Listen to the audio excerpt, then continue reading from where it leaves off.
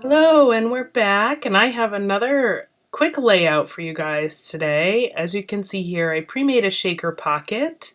We are telling the story of my husband turning 40. So I took one of those page protectors with the 8 2x2 squares, and I did 3 of them shaker pockets with some sequins, and then where the 40 is, those are some die cut gold 40s that I had. I also put those in there and fused the top of the pockets so they wouldn't fall out. And I did use the We Are Memory Keepers fuse tool to create the shaker pockets. And I have a series of photos of between the events. So we celebrated, his birthday was on a Friday, so we did our usual Friday night thing with the kids where we had cake and he opened gifts.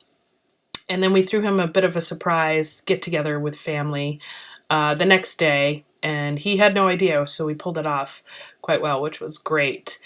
And so we're just sneaking those 2x2 photos in and amongst the sequence, and I love it. Gives it a little sparkle and a little shaker pockets. They move around and shake, dimension and interest, so it's great to pair with this photo.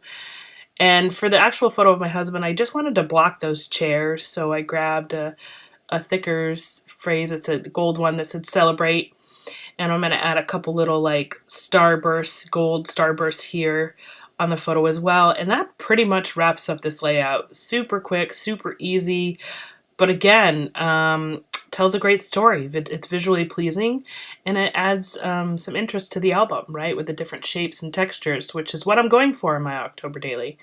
So we're just going to attach the 5x7, which is the size of my husband's photo, to the back of the previous layout we did. Plop it in the album, and we're going to call this good. So make a shaker pocket. That's the message today. Have fun with some sequins and other bits and pieces, and go to town.